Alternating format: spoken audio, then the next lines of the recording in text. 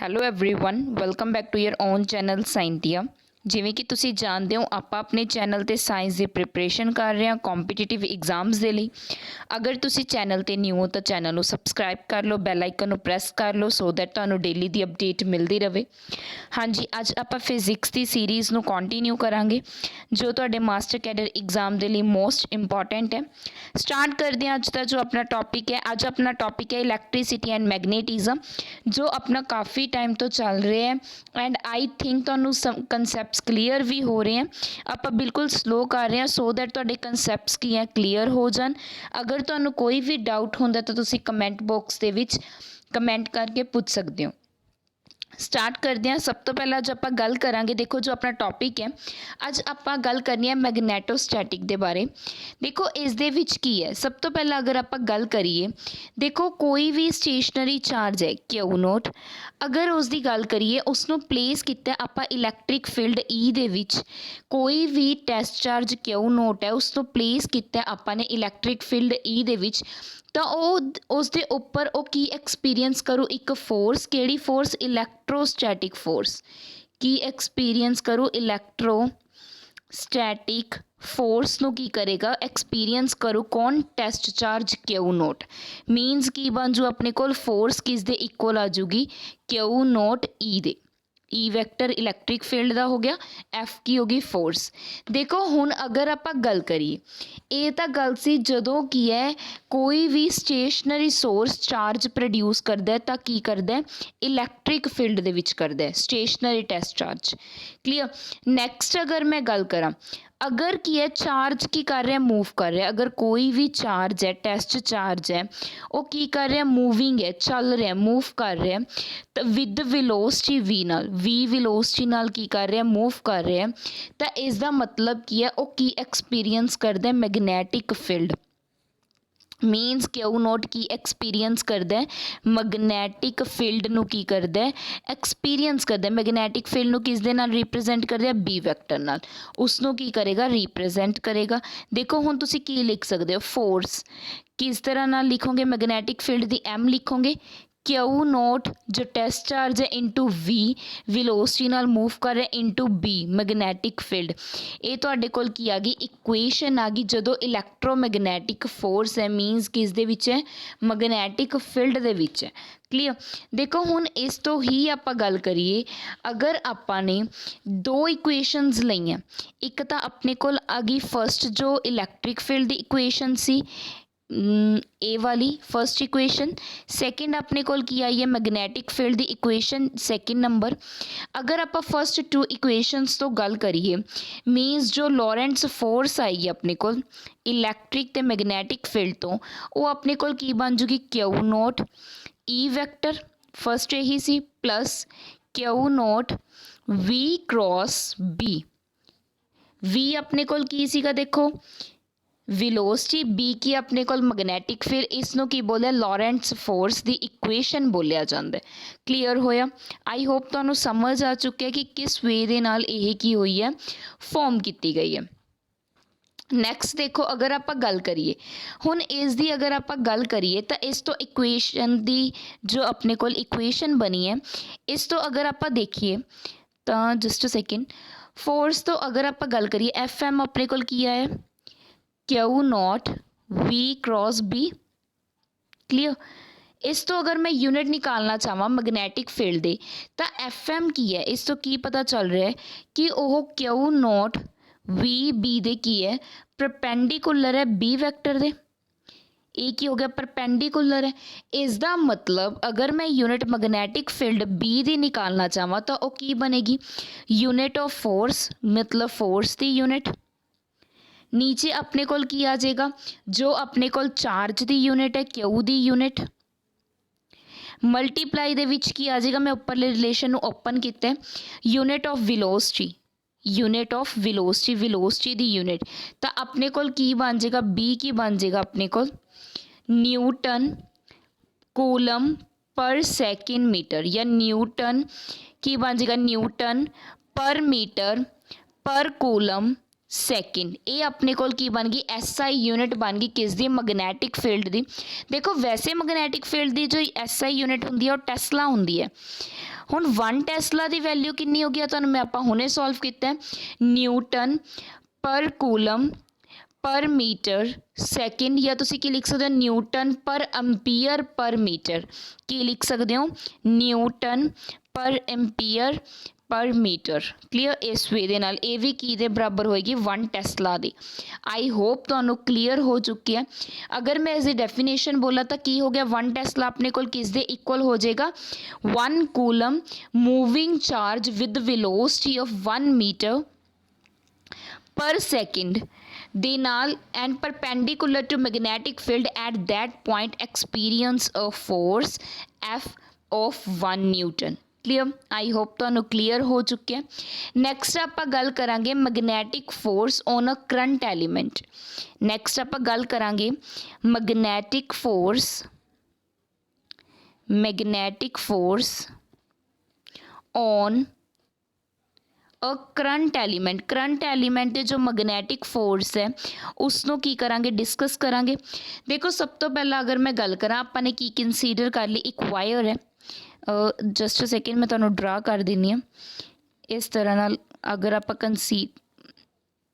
ਕੋਈ ਆਪਣੇ ਕੋਲ ਕੀ ਹੈ ਵਾਇਰ ਹੈ, ਜਿਸ ਤੇ ਅਗਰ ਆਪਾਂ ਗੱਲ ਕਰੀਏ ਇਸ ਨੂੰ 3 ਐਕਸਿਸ ਦੇ ਵਿੱਚ ਰੀਪ੍ਰਜੈਂਟ ਕਰ ਲਿਆ, 3 ਡਿਮੈਂਸ਼ਨ ਦੇ ਵਿੱਚ X axis, Y axis and Z Axis.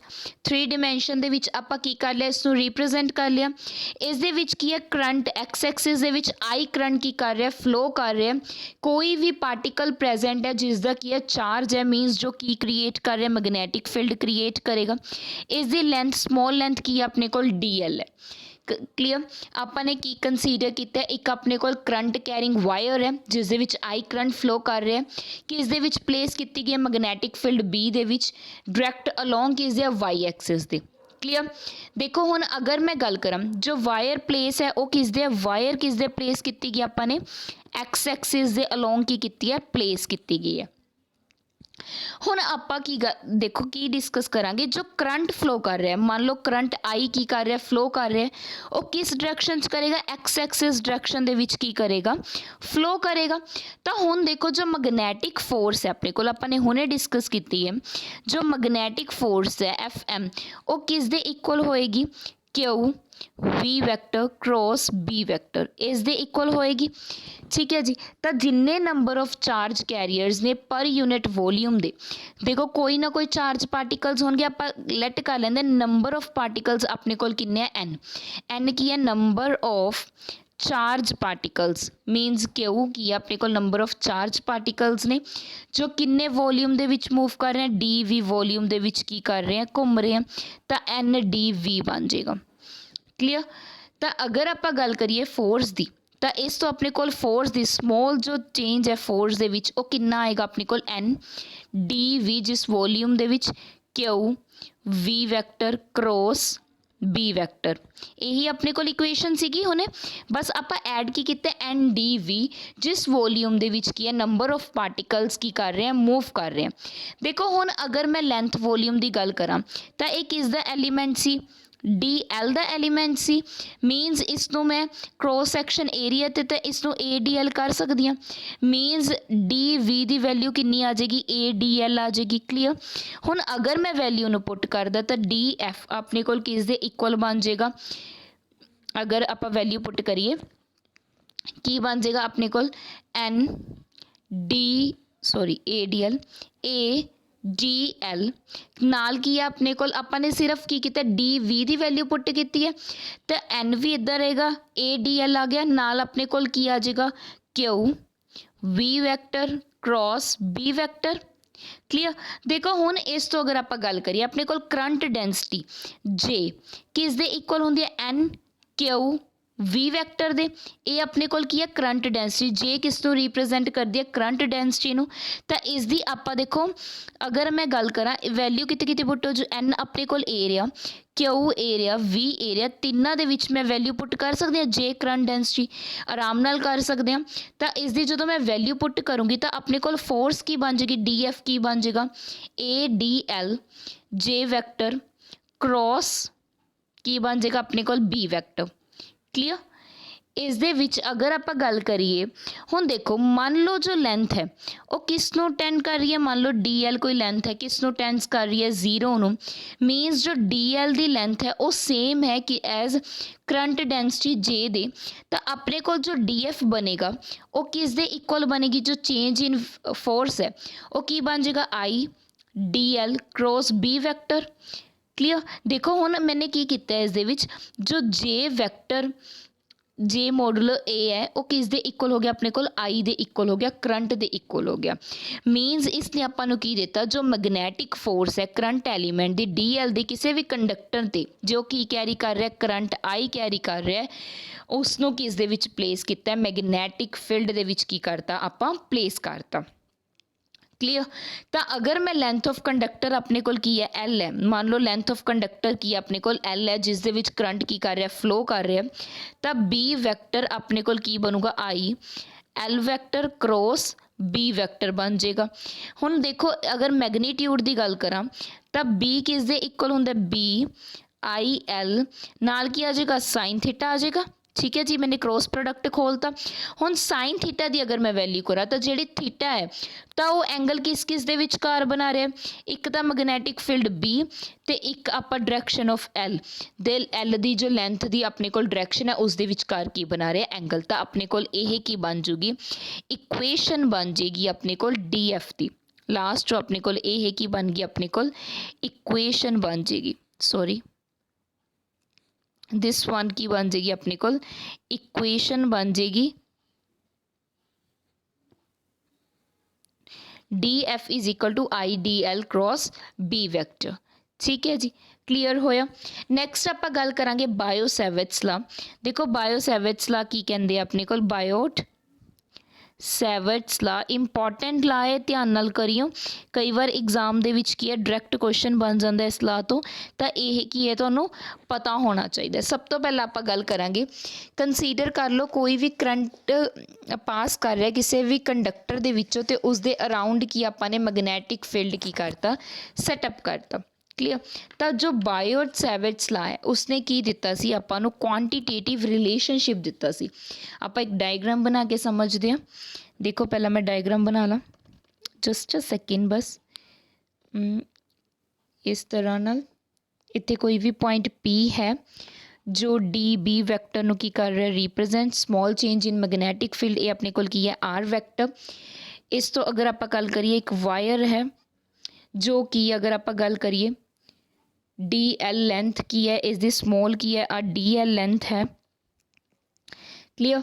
जो इत्थे की अपने को की फॉर्म कर रहे हैं, एंगल थीटा फॉर्म कर रहे हैं, बी मैगनैटिक फील्ड ते इत्थे अपने को की है बी मैगनैटिक फील्ड है, आई की है करंट की कर रहा है इस वायर दे विच फ्लो कर रहा है। अपने कंसीडर कर ली एक की है वायर जिस दे विच करंट आई की कर रहा है अपने को फ्लो कर रहा है। तो हुण देखो एक अपने एलीमेंट लिया डी एल जिस दे विच की करंट फ्लो कर रहा है, तो वो की प्रोड्यूस कर रहे हैं अपने को मैगनैटिक फील्ड की कर रहे हैं, प्रोड्यूस कर रहे हैं। हुण देखो जो मैगनैटिक फील्ड प्रोड्यूस हो रहा है तो यह की है, जो मैगनीट्यूड होगा मैगनैटिक फील्ड का डी बी का, वो अपने को किस कारण होगा, करंट एलीमेंट की वजह नाल। जो करंट एलीमेंट की अपने को प्रेजेंट है एट पॉइंट पी, तो इसका मतलब की होगा जो डी बी होएगा अपने को चेंज इन की है मैगनैटिक फील्ड और डायरैक्टली प्रपोर्शनल किस दे होएगा, करंट दे आई दे। डी बी जो चेंज इन मैगनैटिक फील्ड है ये डायरैक्टली प्रपोर्शनल होएगा D L they length of conductor they, small length of conductor, but inversely proportional किस दे होएगा अपने को डिस्टेंस द स्केयर किस तो है, observation point two the current element. 3 equations बन गया अपने को। देखो हुण अगर इस तो आप गल करिए, इस तो अलावा जो अपने को डी बी है वो डायरैक्टली प्रपोर्शनल होगा जो एंगल साइन थीटा प्रेजेंट है किस दे विचकार प्रेजेंट है, current element and vector O P दे। इन्हां हुण मैं चारां नूं अगर कंबाइन करदा, 4 इक्वेशंस नूं अगर कंबाइन करदा तो अपने को की रिजल्ट बनेगा, तो अपने को बनेगा D B vector, D B directly proportional to I D L sine theta upon R the square. ये अपने को रिलेशन बन गया। हुण आपां नूं पता है डायरैक्टली प्रपोर्शनल हटा के आपां कोई कॉन्स्टेंट लगाने, then D B is equal to K I D L sine theta upon की आ जाएगा आर स्केयर। अपॉन की आ जाएगा आर स्केयर आ जाएगा। देखो के की है कांस्टेंट ऑफ प्रोपोर्शनैलिटी है जो किस ते डिपेंड करता है मीडियम ते डिपेंड करता है। किस ते डिपेंड करता है मीडियम ते डिपेंड करता है के किस मीडियम ते जिस ते की है पी जो मीडियम प्रेजेंट है पी जो अपने पॉइंट लिया सी observation point and current element उन्हों के विचकार जो अपने को मीडियम प्रेजेंट है उस ते की है के दी वैल्यू डिपेंड करती है। अगर के दी वैल्यू की गल करिए तो वह अपने को कितनी होंगी है म्यू नॉट बाय 4 पाई जो किस दे इक्वल होंगी है 10⁻⁻7 दी। क्लीयर। हुण देखो म्यू नॉट की अगर मैं गल करा तो म्यू नॉट अपने को की होंगी है परमेएबिलिटी। म्यू नॉट की होंगी अपने को permeability of free space. Permeability of free space ठीक है जी फ्री स्पेस। हुण अगर मैं गल करा म्यू नॉट की तो म्यू नॉट की की वैल्यू होएगी 4 पाई क्योंकि 4 पाई उधर चला जाएगा। देखो अगर मैं पीछे गल करा ये 4 पाई नू मैं दूसरी साइड ले जाऊँगी की बन जाएगा अपने को 4 पाई इंटू 10⁻⁻7। क्लीयर। ये की आ गया इसकी यूनिट्स आ गई। यह अपने को किस दी वैल्यू होगी म्यू नॉट दी means permeability of free space दी। तो इस तो अपने को की आ गया बायो सैविट्स ला की द रिलेशन की आ गया अपने को डिस्कस कर लेने D B vector is equal to mu naught by 4 pi I D L into R unit cap upon R the square distance the square. इसनों बायो सैविट्स ला क्या जाता है या एम्पीयर्स रूल भी कह देंगे है की कह देंगे एम्पीयर्स रूल भी किया जाता है। ये चीज़ तुसी ध्यान दे विच रखनी है। इस दे विच जो डी बी है अपने को ये की है परपेंडिकुलर है किस दे डी एल दे। परपेंडिकुलर किस दे अपने को डी एल दे की है परपेंडिकुलर एक्सिस दे ते आर दे भी। तो इसका मतलब जो डी बी है अपने को वैक्टर और राइट हैंड पलम रूल नू की करेगा पाम रूल नू सॉरी फॉलो करेगा। कई बार क्वेश्चन बन जाता है किसनों फॉलो करेंगे राइट हैंड पाम रूल नू। इस रूल नू की करेंगे फॉलो करेगा कौन बायो सैविट्स ला की करेगा फॉलो करेगा। क्लीयर। आई होप तो यह चीज़ की है क्लीयर हो गई होगी।